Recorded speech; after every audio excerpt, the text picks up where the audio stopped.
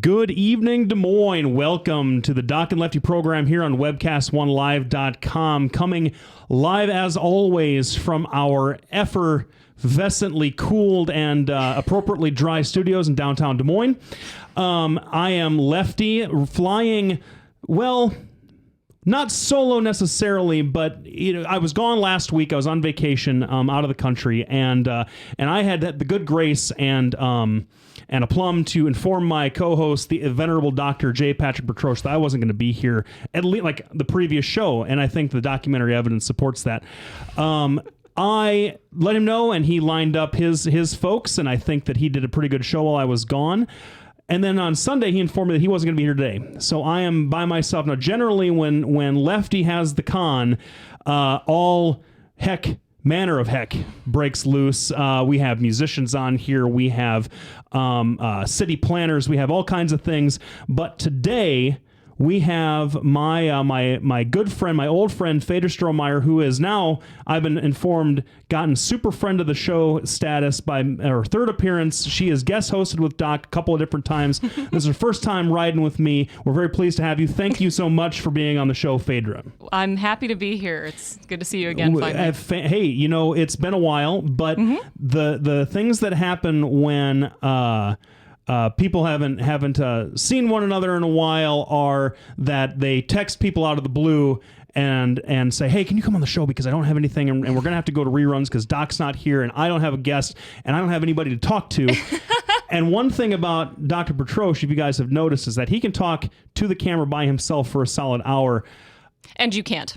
I can't. No, not a bit. I can't do it. I need someone to talk to because I, unlike my friend, I have a severe inferiority complex where I need my opinions either argued with so I can assert my supreme intellectual mastery of a subject, which very rarely happens, or two, I need someone to validate my opinions because I can't exert my supreme intellectual mastery. Well, anyway, Fader, so thank you for being here. You're welcome. And incidentally, just to step up in Doc's defense, since he's not here to defend himself, I will say that he did mention on last week's show that he may not be here today. Oh, he did? Oh, yes, he did. I wish that he hadn't. I wish that he had, and I guess if I had watched it, I would have known. Yes, and he specified that you would be here. If he wasn't here, you would be here with some sort of raging conservative or something similar, or possibly somebody like super friend of the show, Brad Zahn, or and I'll tell you Tom why, Shaw, I think was mentioned. So I'm sorry that you got me instead. Oh, no, that's okay, because if we're going to have, the next time we have Brad on, I want Doc here because we have to break down the convention. If you followed that at all, and we'll just get into it a little bit before we get into the rest of the show. Our good friend, Senator Brad Zahn, was defeated at the Republican convention by David Young, who got the nomination to run for the Republican ticket against Stacey Apple for the 3rd district election here in November. Now, Pat had come out and publicly endorsed Brad. I don't endorse candidates on the show. Just as well? Everyone knows how I vote. I don't make a secret of that. But as far as endorsement, I just something about publicly endorsing somebody on a show especially where we might be soliciting and advertising money from them. I don't know. I don't like it. But that's not to cast shade on my co-host because he can do and endorse whoever he wants. His name's on the thing. Anyway, so we'll want to break that down with him because I'm sure that even though Brad is thrilled to have a decent candidate, he would have been more thrilled to be chosen himself.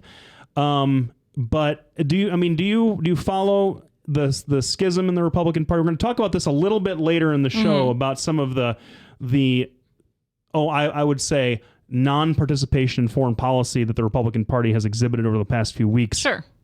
Actually, the past few years. But do you follow any of the local goings on with the Republicans or the Democrats in Des Moines? I have to say no. I'm actually shamefully underinformed about local politics, and I will admit freely that I'm shamefully underinformed. So I wouldn't want to throw you under the bus at all. That's fine. I've been there before. Fair enough. The thing is, like, see, I ride the big man's coattails when it comes to local politics because he knows all these people. Anyway, So we'll talk about that probably in the weeks to come. And I think that I might want to do a big First Amendment show in the next couple weeks too, because the first time we're going to talk to, and we're going to get to it right after the break, is the Supreme Court decision, Burwell v. Hobby Lobby et al., that came down, I think, Thursday or Friday. Well, or no, was it yesterday? They announced it Monday. Yeah, they announced it yesterday, and I think that the judges must have finished up the writing of it on Thursday or Friday of last week. And we're going to talk about that. We're going to go to our first break. So thank you to our sponsors. Before you go anywhere, check us out on Facebook, YouTube, Twitter, everything else social media wise that we might be on or might not be on, because in case we're not on it, we're going to get on it. So check those things out, and we'll see you in a minute or two. Thanks. Petrosh and Associates, how can I help you? Petrosh and Associates will provide you with a friendly, caring, and confidential place to find help for mental health concerns. We are ready for your call. Our doctor, Dr. J. Patrick Petrosh, provides a full range of psychiatric services for children, adolescents, and adults in a forthright and informative manner while maintaining a casual, comfortable, and relaxed atmosphere. Hey, what's wrong? Logan wants Let's Rock Elmo for his birthday, but since Steve lost his job, I don't think we can afford it. What did you do for money last year when you and John were struggling to make ends meet? My secret? I went to Me and Mommy to Be. We sold all of Megan and Ryan's clothes and toys there. They give back the highest percentage on their items in the area, and it was so easy. Megan's clothes? She's 15. Yes, they can sign newborn through trendy teens. We're not struggling now, but I'm going to keep saving and making money at Me and Mommy to Be. From the RE/MAX Real Estate Concept Studios, this is Webcast 1 Live. Welcome back, everybody. Before the break, we were sort of touched on the big topic that is taking up all of the oxygen on the news, that is not local politics. I promise that we will talk some local politics in the next couple of weeks, because we need to, and kind of get the lay of the land for the Senate and congressional races that are going to be kind of interesting. I think the Senate race is going to be very interesting. We've got Joni Ernst, who is being touted as one of the first viable, I hate saying female. It sounds like I'm talking about a lady badger or like some other, you know what I'm saying? Like, I'm not sure that comparison is entirely inaccurate when you talk about Joni Ernst, yeah, but okay. I don't know about that. It just doesn't don't you hate that when you're talking about when you hear people talking about she's a female candidate? I feel like the implication being that there's something special about her being female as opposed to simply being another candidate. Right. That she's noteworthy for being female, as opposed to any of the other things she might be noteworthy for. That's right. Bill Clinton being the 42nd male candidate for president. You know what I'm saying? That would be weird, and no one would say that ever. No one would say it because it makes it sound like a biology class. And so, but my attempts, it is noteworthy when you're talking about women who are running for office, especially in Iowa, that has never elected a woman to Washington ever, to make that distinction. Although at this point, if you don't know that Stacey Apple and Joni Ernst are women, well, then you've got, I guess you're a better feminist than I am, that you don't even see gender anymore. But it's just my attempts to kind of get away from that sound even worse, because I'll say things like the lady candidate or the woman candidate, or the, hey, girlfriend. It all sounds terrible, and so I apologize. I'll try not to do that. But anyway, so we have Joni Ernst, who's being touted as one of the first viable women to run for the Senate, running for Harkin's seat. We have Stacey Apple, who I think is going to give David Young a run for his money for the 3rd District, although we saw when Boswell got beaten by Latham, two establishment guys, that the 3rd District is a little bit more right-wing than it was before it got redrawn.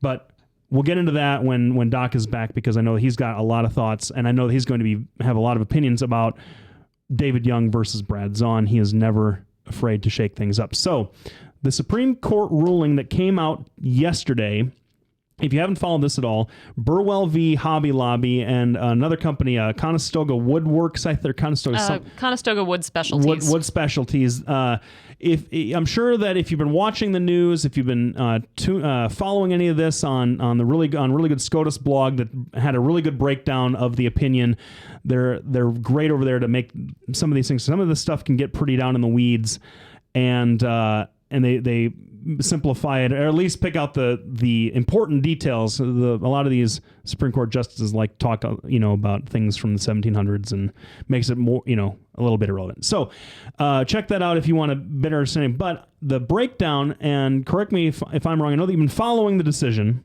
I have. And I know, and I know that you have familiarized yourself with the contents. And some of the objections and some of the supportive opinions of it. In a nutshell, the argument was that these closely held for-profit corporations, Conestoga Wood Specialties and Hobby Lobby and Mardell, which is, I think, kind of a... I have seen much less about them in the... Hobby Lobby and Mardell? About Mardell. Yeah. It's been Hobby Lobby and the Conestoga Wood. Right. Mardell, I believe, and I think the opinion talks about this, is not a subsidiary. I think it's a separate corporation, but it's run by the son of the Hobby Lobby folks, the Greens. And they're so they're kind of together. And they have they run their companies in a similar way, presumably, and they have similar objections, and so they're all lumped together.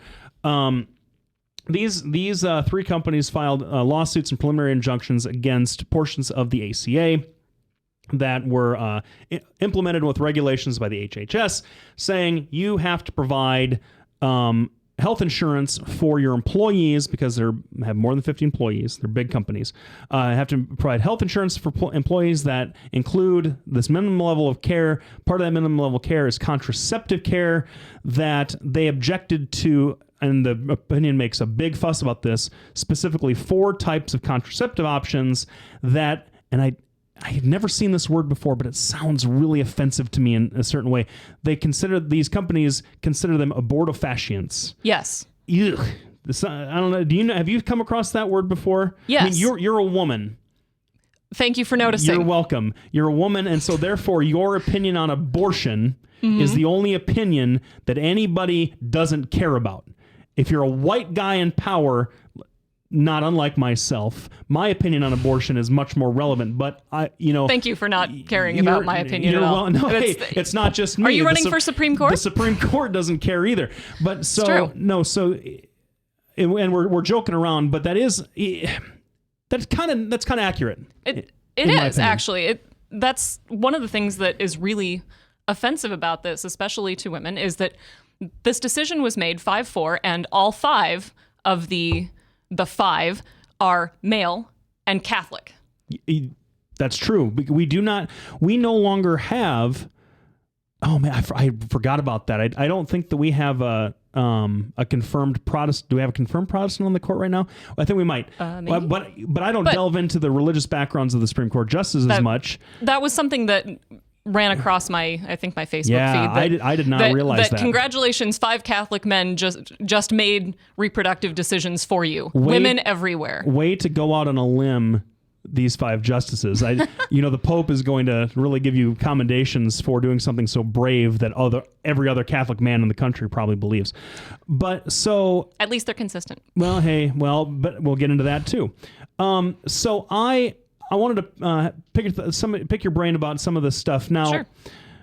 The main holding of the decision is that the RFRA, which is shorthand for a law that I'm not going to get. You've got the opinion in front of you. You might be able to read that off. Do you want me to? It's like the Religious Freedom Restoration Act of 1993. Right. And that law was passed in 1993 in response to a Supreme Court decision that's kind of famous, Employee Division v. Smith, and where a few Native American gentlemen got fired. And then when they applied for unemployment benefits, those unemployment benefits were denied because they tested positive for mescaline. Their point was, hey, look, guys, we use mescaline in our religious practices. You can't, or by not allowing these benefits, you're discriminating against our religious practice. The Supreme Court nixed that argument. They rejected that argument. And then so 3 years later, under the Clinton administration, which is kind of an interesting coincidence. Hey, conservatives, thank Bill Clinton. I know you love to. But Congress came out and passed this to give a more broad protection for religious liberties. And the point they were trying to make was, hey, look, it doesn't matter. I mean, it matters what you believe, but it also matters what you do. And for folks that believe that ingesting mescaline is an important part of their religious practice, that's discriminatory to kind of go against that. And so this opinion expands on that by offering or by arguing that for-profit corporations are entitled to similar protections. Every other case up until then had been individuals or nonprofit corporations. And so I was wondering, I mean, what do you see as some of the implications for not just women but husband, because there are men that are married to women that are going to be affected by this too. And how? Right. And what do you see as some of the broader implications that this ruling has? Well, for one, and this is something that's been argued back and forth about whether this will be an issue or not, but can you then, if you are the owner of a closely held corporation and you have deeply held religious beliefs against vaccinations, can you refuse to pay for vaccinations for your employees or their dependents on your own religious grounds? It may not be against their religious grounds, but it's against yours. How is that any different than what's happening here? How is, what was the other example that was thrown out? There was something about a store owned by, I think, Orthodox Jews that wanted to, and this was an actual case that actually got brought up, wanted to be closed on Saturday and open on Sunday. And that was against, I believe, Pennsylvania law where they were located. Yeah, it was the Braunfeld case, and that was cited ad nauseum in at least the first half of the decision. Yes. Why is that different? How, maybe you have a better understanding of the legal issues of why that's different, why that's not a thing that's going to happen, but this only somehow covers contraceptive issues. How well, I think that there are going to be wide scale ripples from this, for lack of a better term, that we probably can't even really foresee. I mean, I'm throwing out these examples that you've probably heard if you've been following this story at all. But there are going to be things that come up that are against somebody's very sincerely held religious beliefs, and they happen to be the owner of a closely held corporation. Right. And because 90% of corporations in the United States are closely held. That is not something I knew. Yes. Interesting. Now, 10% are publicly traded? Apparently, yes. Huh. Now, not all of them would necessarily fit the exact definition that's specified in here. It's not closely held as a much broader term than that, but and you would have to prove, for example, that this was a religious belief that you sincerely held. I think also you'd have to, I think it's specified in here in the opinion that the owners of the organization has to be less than 5, but they all have to be related. They all have to be family members, and so it has to somehow be or closely related in some fashion. It can't just, you and I can't own a corporation and claim that we have the same shared religious belief and decide not to pay for, or at least the burden of proof would, or at least the burden of proof would be a little bit more. Proving it would be more difficult. It's easy. It's a lot easier to prove that you believe the same things as your family, although I certainly don't anymore. I don't know about you. Nope. So there you go. Sometimes kids grow up and they don't believe what their parents believe. The thing is, and I agree. First of all, I completely agree with sort of the broader impact that may happen. And by the way, folks, if you want to call in to voice your opinion, call and yell at me or support what Fader has to say, call 855-244-0077 and just we're happy to take your call and talk to you about this, because I know that this is something that's been on Americans' minds the last 2 days. But one of the, you were talking about, I heard blood transfusions. That was it. The Sunday blue laws that used to happen, they don't happen so much anymore because lo and behold, Christians realized they could make money on Sundays. Right. Products made from animals was another one that I heard. Actually, there's a lot of, for instance, diabetic requirements. I don't know what all. Insulin, I think, is one that was thrown out. Anything made from gelatin, all of which are animal products. If your religion forbids you from handling the products of an animal or harming an animal to better your own life, then that's a whole realm of things you're just all of a sudden okay to not pay for, and that's. And what I love about the Supreme Court, and they do it all the time, they do it even when the liberals like the opinion or when the conservatives like the opinion. It doesn't really matter. They will say things, and I think they say it in one part of the holding, this just does not cover blood transfusions, and it doesn't, in this opinion, does not cover all these other things. And well, yeah, it doesn't, but right, but it opens the door. And the thing is, and we'll get to this after this, the break that's coming up here in a second, because I have another question I want to ask you. But one of the things about this opinion, I read the first half of the main opinion. I kind of agree with the law, but we'll talk about that here in a couple of minutes, because that's a whole other kettle of fish. So do you think, now some of the pushback I've seen from a lot of conservatives has been, hey, liberals, folks, get over it, right? And that seems to be their response to a lot of things, parroting some of the liberal, although liberals haven't won a major Supreme Court battle in a while. I can't think of the last one that was really super good. Off the top of my head, I'm sure there's a few recent. Well, the ACA, I guess, would be the big one, but that was, I think that Judge Roberts understood some of the things that were going to happen, and he's following up on helping the conservatives try and gut the law. But I suppose liberals could probably claim DOMA. Oh yeah, sure. Those are the two big ones, and those are two. But neither one of them went far enough, in my opinion. But they're saying, just get over it. It's not that big of a deal. There are still 16 drugs out there that are covered under this. It's just the 4, the 2, like the morning after pill, to use that term, and the 2 IUDs. So Phaedra, what is the problem? Isn't 16 is pretty good. 16 out of 20. That's 20. That's 80% of the drugs. Isn't 80% better than nothing? Well. Isn't that what they would say, right? I really hope no one would ever use that kind of logic to try and make a claim that you still have 16 possible options for birth control. Right. Well, yeah, I suppose kind of you do. You also have abstinence, if you really want to consider that a contraceptive method. I wouldn't necessarily, although it is effective. It's 100% effective. It is. That's so I hear. Unless you're the Virgin Mary. And she hasn't been around. Those haven't been around in a while. So right. There would be over-the-counter options, condoms, that sort of thing, that would be available. That wouldn't necessarily be a drug that needs to be covered. But there are a host of reasons that women use contraceptives. The one that nobody wants to talk about is because women have sex. There are reasons.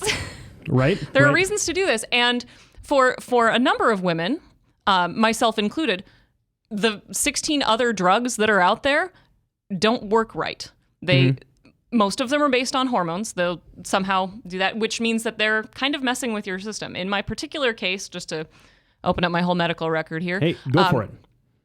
The birth control pill, the standard not over the counter, normal everyday birth control pill that you get makes me crazy. Absolutely certifiably crazy. So that's probably 15 out of the 16? Okay. That are now not an option. I haven't taken birth control in a while. I wouldn't recommend that you do. Right. I understand it causes weird effects for male for the gentlemen candidates. Right. Yeah, male candidates for president. It would be a problem for the male candidates of the show. That's true. But go on. So I can't be the only one. That would be weird. So to me, it doesn't make any sense to say, well, these things, all of which kind of do the same thing, this certain group of items are not covered, and we're not going to pay for those, but we will pay for this other certain group of items that are pretty much the same. I also understand from some of my friends who have IUDs and can explain to me how they work, that the argument that they are abortifacients is not entirely accurate. Yes, many of them do work that way, but most of them work by preventing fertilization in the first place. Not to mention the fact that the implantation of a fertilized egg often fails to happen anyway without the help of any kind of contraception. Right. So are those natural abortions also somehow a problem for Christians, or is it just the ones that we're medically causing? There are also any number of herbal remedies and things like that. I have a friend who's an aromatherapist, which take that for what you will, but tells me that there are certain aromatherapy fragrances that you can't use on pregnant women because it will or can cause them to spontaneously abort. I've been told honey is an abortifacient, actually. I know, right? That honey is insane to me. Yeah. You're apparently not supposed to eat honey when you're pregnant, and you're not supposed to have it when you're you're not supposed to give it to a child under like 2. You can drink a glass of red wine, but you can't eat honey. Yeah. That's amazing. I know. And this is all, incidentally, things that I have been told by other people and totally have not looked up to actually verify whether they're true. That's okay. We're not a news but these program. Are the things. We bring you the views you love from the perspectives you hate. But anyway, we're going to keep talking a little bit more about this after the break here. You're listening to Doc and Lefty on webcast1live.com. We're with my old college buddy. Would you stop calling me old? My college buddy, who happens to be not quite as old as me, Feder Strohmeyer from right here in the Des Moines area, is guest hosting for the absent but duly missed Doc Bertroche. So we'll be back in a couple of minutes. Thank you for tuning in, and we will see you soon. From the RE/MAX Real Estate Concept Studios, this is Webcast One Live. Get away from us, you mean old credit card. We don't have any more money. We're in trouble now. Save us! Help! Somebody save us! Somebody help! Help! Save us!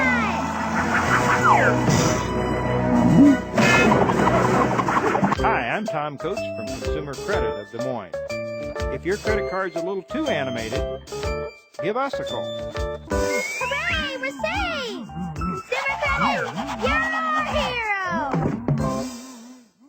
If Tom Coates from Consumer Credit of America was your personal webmaster, Tom would filter out all bad debt emails.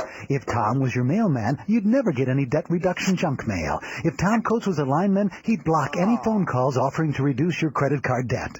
Hi, I'm Tom Coates with Consumer Credit of America, and we're still your best choice for credit counseling. We're local, we're accountable, and we can do more.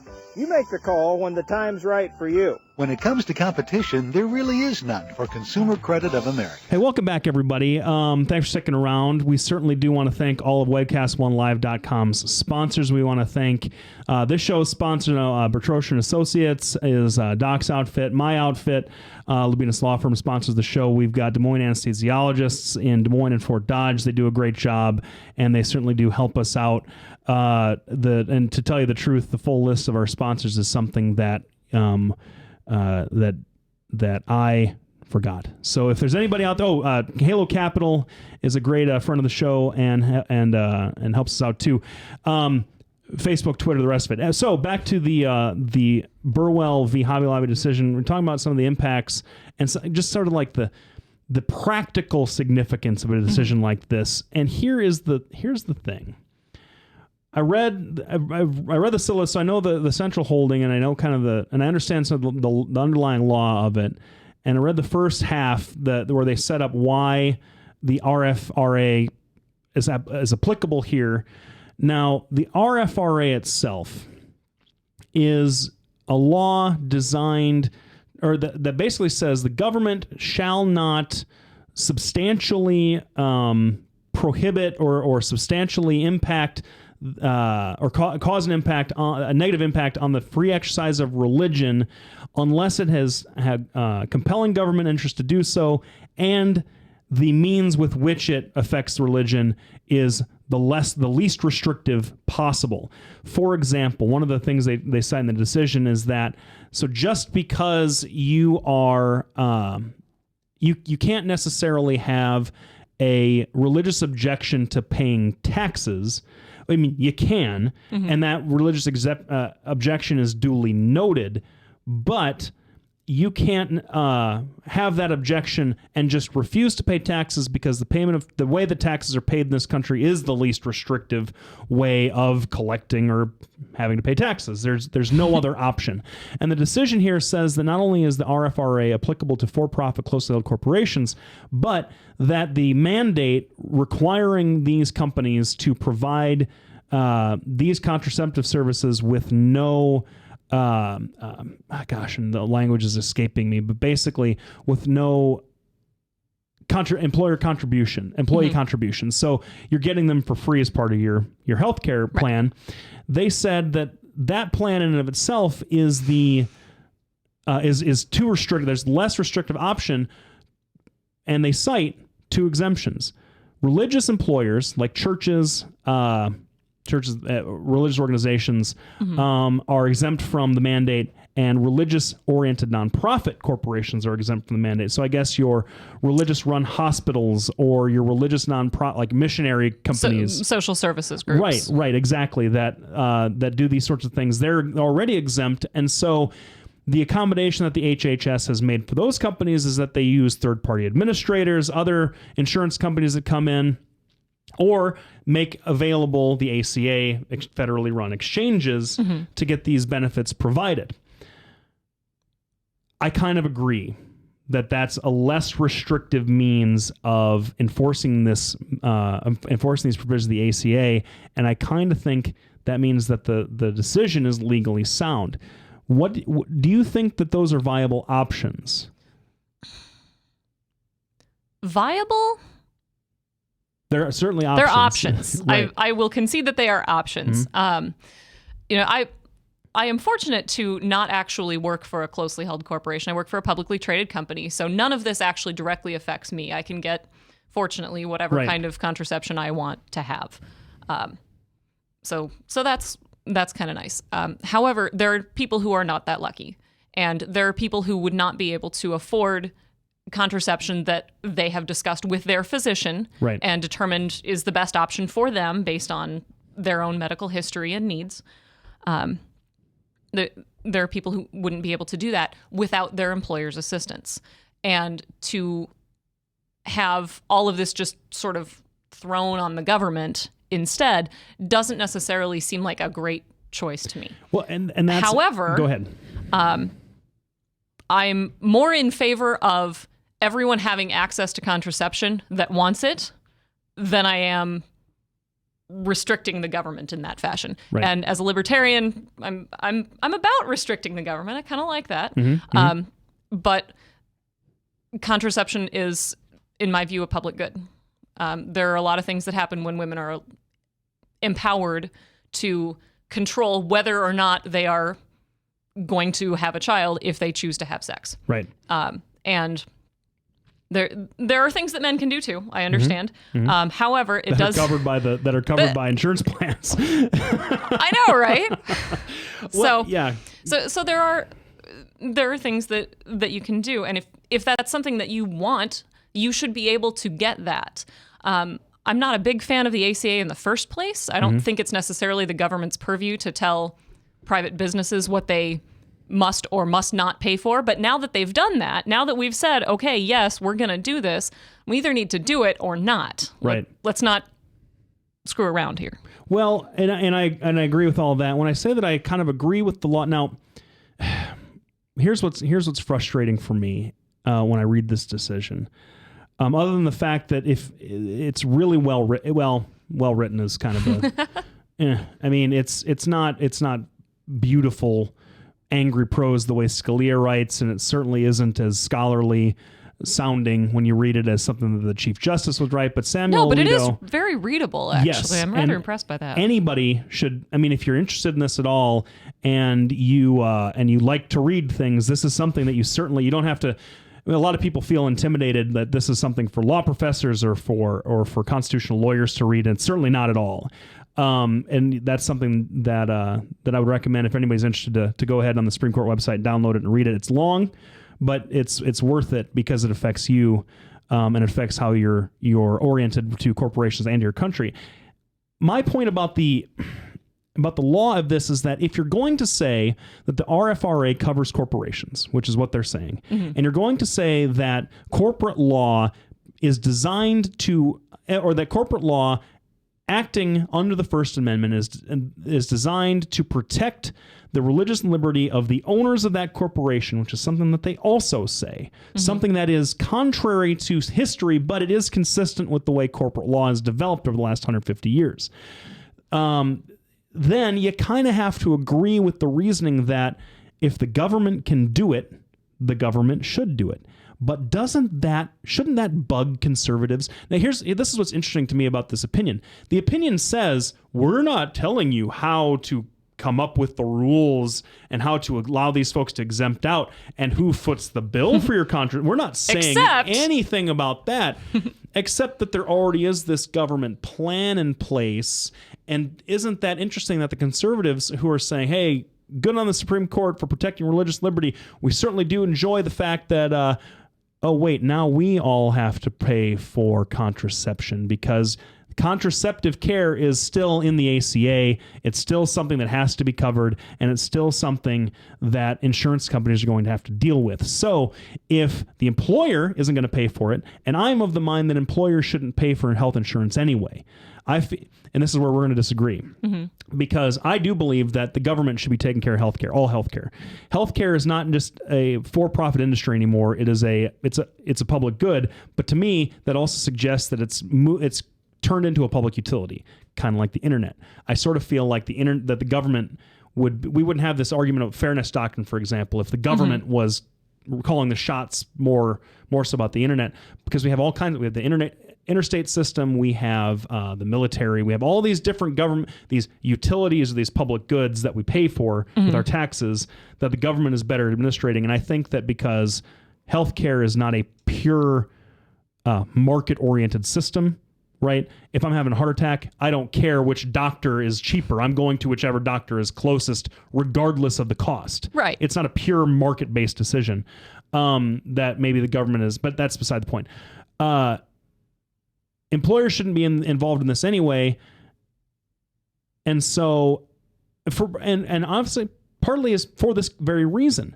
We now have an owner who's empowered to make decisions for his employees, which is another counter-conservative principle, who have railed against the ACA since its inception, saying government is coming between you and your doctor. Government is taking away your health care. You can't get the treatment that you want now because the government's going to tell you what you can and can't have. And by the way, your grandma's going to die on the death panel. All conservative arguments, but it's perfectly okay for your benevolent corporate overlord to make those decisions. This decision, even if the law makes sense to me, the fallout does not, because you now have a situation where, hey, I just happen to work for a company, and maybe it's the only company that provides decent benefits, decent wages in my community, or I just kind of like working there because I'm going to be an art major and I like working for a store that has this kind of stuff. But, oh, sorry, this doctor thinks he knows better than, or this owner thinks he knows better than my doctor, and now the prescription that my doctor wrote is useless because I can't pay for it. That's kind of the fallout here. Is that, I mean, what do you think? Is that something that kind of vaguely makes sense to you? You can ignore all the socialist crap, but that's just kind of my thoughts on it. Let's see. If I ignore all the socialist crap, what's left? Well, that's a good question. I'm not sure where to start with responding to that. Okay. Well, you know what? Because you've just said a whole bunch of things, and I'm... I'll give you a chance to think about it because we have to go to another break. But please come back, because we're just going to end up talking about this decision for the whole hour, which is fine with me. I wanted to expose some Republican hypocrisy about the new flare-up in Iraq and whether how they treat President Obama's foreign policy, with a lot of angry rhetoric that belies their lack of having a foreign policy at all. But we're not going to get to that today. And actually, it's more fun to fight about that with Doc, because I don't feel like fighting very much with you, if that's all right to say. Well, that's fine, and I think we'd probably agree more than likely on the foreign policy, and that's not as much fun to watch. So it's not. No, certainly not. So Fader's going to tell me exactly why I'm wrong with the way that I'm thinking about this decision after the break. Stay tuned for our sponsors. This is Lefty with Doc and Lefty. We'll see you soon. Bertroche and Associates will provide you with a friendly, caring, and confidential place to find help for mental health concerns. We are ready for your call. We are proud to work with military personnel and their families. Our doctor, Dr. J. Patrick Bertroche, provides a full range of psychiatric services for children, adolescents, and adults in a forthright and informative manner while maintaining a casual, comfortable, and relaxed atmosphere. Our licensed mental health therapists provide individual counseling to children, adolescents, and adults, including couples and marital counseling. Visit our website at bertrocheandassociates.com for more information, or call 515-334-9484. Our offices are located at 5525 Meredith Drive in Des Moines, just east of Skate North off Merle Hay Road. Isn't it time to talk to someone? Take care of yourself and your family. Contact Bertroche and Associates. Hey, welcome back, everybody. Thanks for sticking around. We've got a few minutes left to talk about Burwell v. Hobby Lobby et al. I'm with my guest host, Fader Strohmeyer, who is doing a fantastic job filling in to Doc's seat today, and we certainly do appreciate having you here for the whole hour. I know that, she had to cancel like 19 different things to be here, and it's not just because I asked. It's because she would rather make sure that everybody out there that listened to the show had a good opinion to take to bed with them tonight and chew over than just me bloviating for an hour by myself. So we do applaud you for that. One of the other thoughts that I had, and I knew that I was going to let you respond to my last. I'm not going to let. I do have the mic. I'm not going to let you respond to it because I have another thought that I think that you might find interesting. That's fine. One of the things, aside from the fact that it's just creepy to call a corporation a person. Well, we have two different words for a reason. Right. We have this whole word that means corporations, right. This whole word that means person, and they're not the same word. They're not for a reason. They're not, and the problem is that the legal fiction of corporations as people has been around for a really long time. The Supreme Court is not going to change that at any. And this might be the push into the culture that starts that ball rolling, because I think that they've come up with a lot of decisions recently, like, you can give all the money you want to folks, and now if you're a corporation, right? And this, you can dictate health decisions if you're a corporation.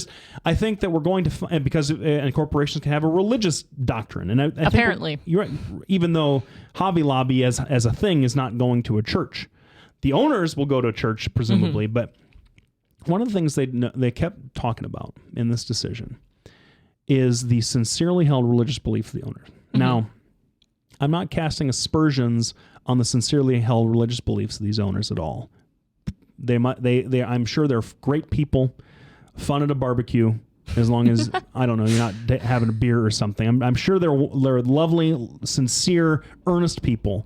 I am by no means as certain of that as you are. Since I've never met them, they could be horrible individuals. Well, no, you're right. It's a coin flip. We just don't know. We don't, and so. But go on, please. But what we do know is how they run their business, because they are a corporation in public that takes money from feminists, heaven forfend, that is perfectly willing to accept Muslims and Jehovah's Witnesses and all manner of different religious faiths under their roof to spend money on the stuff that they provide. Their 401k, their company retirement plan apparently actually invests in companies that make the exact same contraception devices that are now being not paid for by them. And these are all perfectly acceptable corporate practices. Mm-hmm. But are they Christian corporate practices? I don't think so. How can you know? Exactly. But another example of this is my brother-in-law, who is a great guy and a committed, faithful Christian person, and a very smart individual, found an article online and posted on his Facebook page. I can't remember the article. I'm not going to look it up now because that is boring to watch. But basically, the article said, don't call Hobby Lobby a Christian corporation because it doesn't engage in Christian practices. Mainly, and the thrust of the article was they buy stuff from China, one of the biggest abusers of human rights and violators of religious freedom principles in the entire world. Mm-hmm. Now, a corporation seeking to maximize its profit and minimize its losses, minimize its expenses, is absolutely understandable absolutely for that corporation to go to China and buy stuff cheaper than it could be made here in the States. Sure. Absolutely, perfectly fine.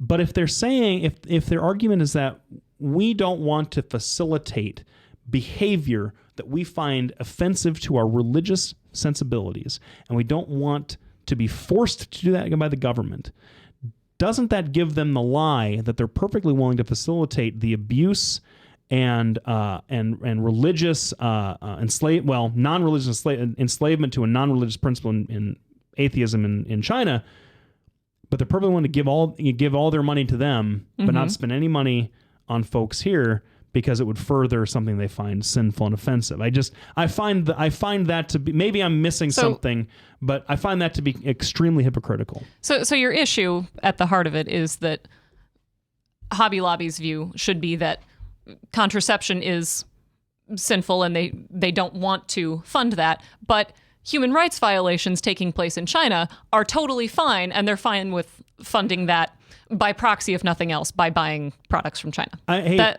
Am I understanding you correctly? I'm not saying that that's necessarily I've ever had that conscious thought, but I'm saying that the argument by the attenuated nature of their objection to contraception is almost exactly the same as, or it should be the same as, the attenuated nature of, hey, pumping money into an economy that abuses people is just as bad as buying contraception for a few ladies that might need it.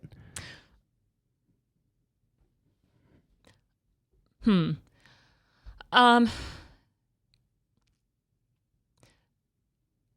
I obviously can't speak for what they think. Oh, of course not.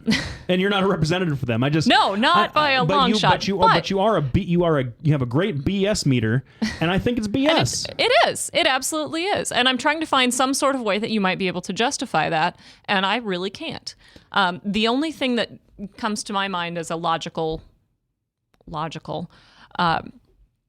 way to make that argument is that the people here, their employees, are actually their employees. They have a direct relationship and a direct impact on that. The people in China who are being subjected to these horrible human rights violations may or may not actually be their employees. Right. You know, they might be making the products that Hobby Lobby is buying. They might not be. It might have nothing to do with it. So they're not directly responsible for funding those actions in the way that they would be directly responsible for funding the actions of, say, their female employees by buying them contraceptives. Except that they might. I still think it's right. Well, as you pointed out, BS. Except that they're not directly funding anything. They're making this kind of contraception available to be freely bought or not. I mean, not every woman who works for Hobby Lobby is going to go out and get the IUD that they think is so terrible. They might be perfectly fine with those other 16 options that are available. But so I want to go around and around on this, because I think that we probably have the same view. But I guess what frustrates me more than anything else about what this decision means is here you have the Supreme Court decision. One of the lines that I took from it says that if we follow what the HHS argument is and the dissent arguments, and don't allow them RFRA protection as contemplated by the statute, you're going to put business owners with sincerely held beliefs in the untenable position to either choose to forego the benefits of the corporate structure and all the goodies that happen when you incorporate, or you're going to prevent them from seeking judicial protection of their sincerely held religious liberties. And that's a point that I sympathize with that point, except that you don't. Well, no, the only way that you can make that point is if you say that the purpose of a for-profit corporation, that it's for profit, is pretty consistent obvious with religious principles, and it clearly isn't. Any study of any religious text says, that profit is secondary to anything that you'd want to do, and that your religious views are like they should be. If profit happens, fine, but right. If you are a person, if you are Hobby Lobby and you are engaged in the business of making money, which they are engaged in doing.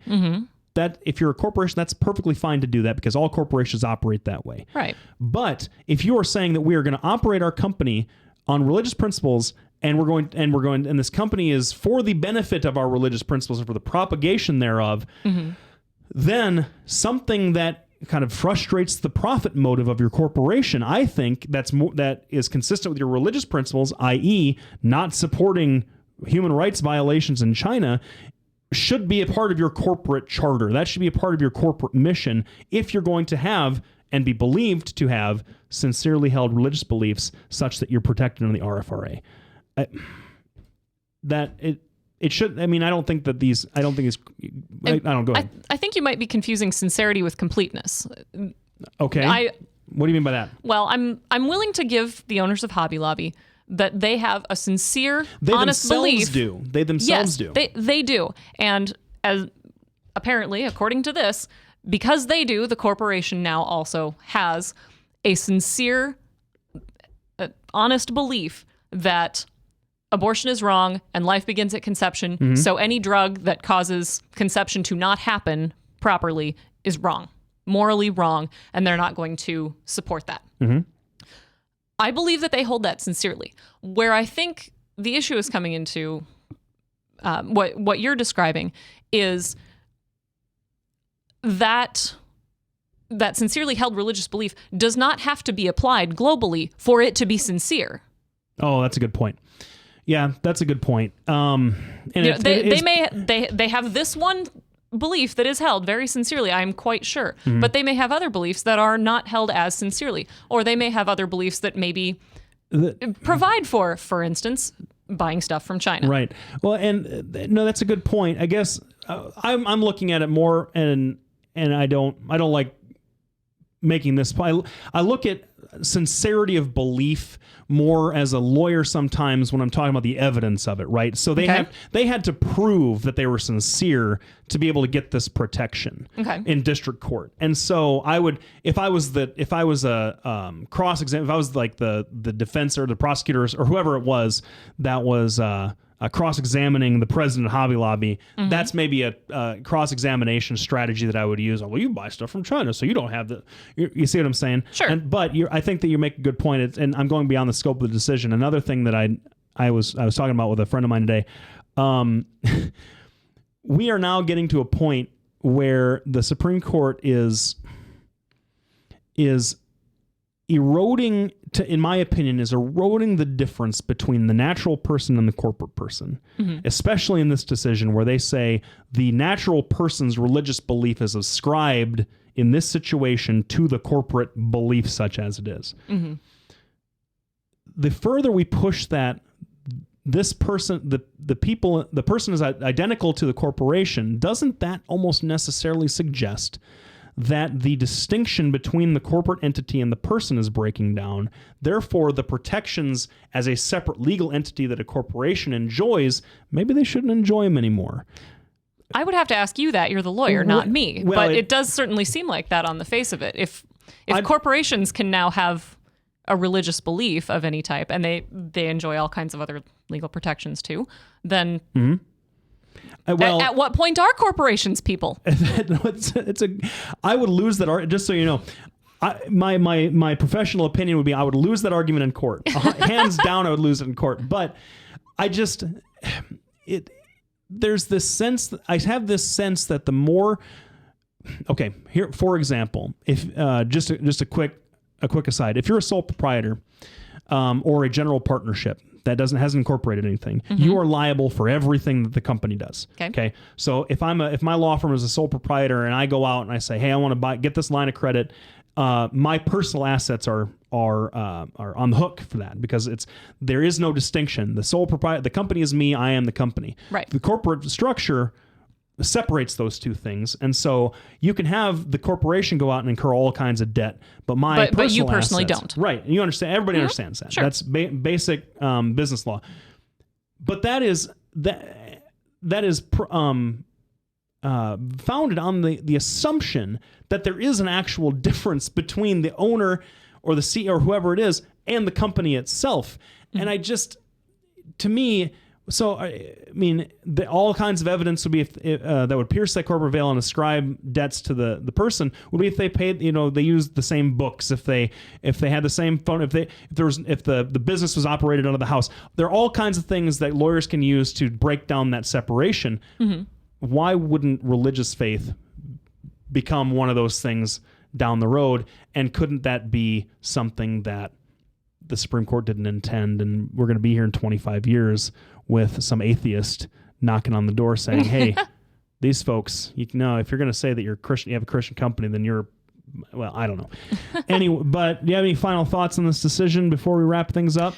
Well, I did find a really interesting thought here that was This was actually the chair of the Libertarian Party said that, in a press release today, gave a statement in which he stated, the government doesn't make men get prescriptions for condoms, so there's no reason that it should make women get prescriptions for birth control pills. The point of this argument was that perhaps the answer is completely separate from everything that we've just been talking about, and perhaps the answer is that birth control pills and anything else, any other contraceptive devices, should not be something that you have to go to a doctor for. Boy, is that... I understand the thought, and I agree with it on principle, except that for correct me if I'm wrong, contraceptions are more serious. Well, right? I mean, I found this quote really interesting because as a woman, I would much rather have the advice of my doctor telling me are these going to interact with any other prescriptions I'm taking? Do I need to know anything about this kind of stuff? Things that may or may not be easily known if I'm just getting something from the pharmacy at Walgreens. And I don't think, and it's kind of apples and oranges because a condom isn't going to interact with blood pressure medication. No, not a bit. So, and you can apply. You can apply a condom yourself, relatively easily. You cannot, for instance, install, an IUD. Yourself. Absolutely, You 100% cannot do that yourself. So you're going to need, at some point, you're going to need the assistance of somebody else to do that. And just as well that person be medically trained to know what they're looking for.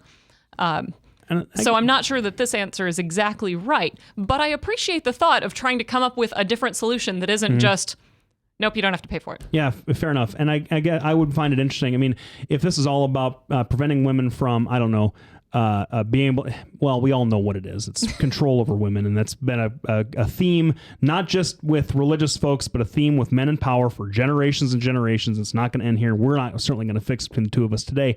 But one final thought before we go is, you can get a vasectomy and have it covered by your insurance.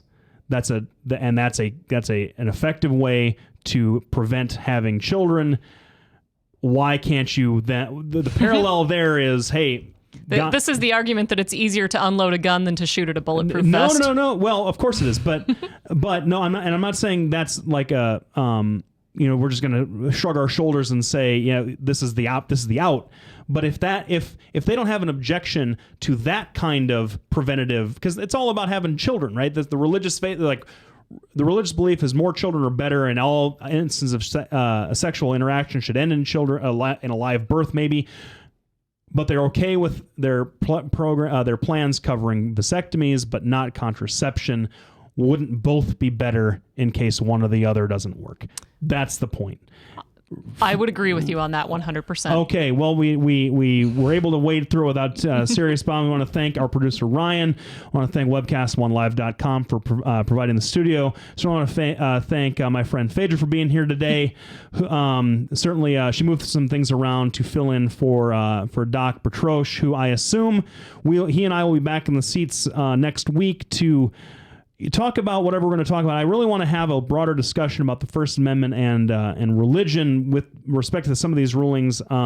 Citizens United on the free speech side, this on the religious liberty side, that have come out, and what the Supreme Court, certainly what the Roberts Court is doing in that regard. So hopefully we'll be able to get a couple of my buddies in that are experts in those fields, and if you wanted to be able to be here, we'd certainly love having you, because I think that you have a lot of insights that are well taken. But you're welcome. Certainly want to thank all the webcast1live.com sponsors, sponsor this show, Des Moines Anesthesia, Bertrosh & Associates, Labinas Law Firm, Halo Capital. Again, check us out on Facebook, Twitter, YouTube, and all of the various other things that we so Google us. We're around. Anyway, thanks a lot for listening, folks. We'll be back next week. Enjoy the 4th of July. Happy birthday, America. Belgium sucks. Good night.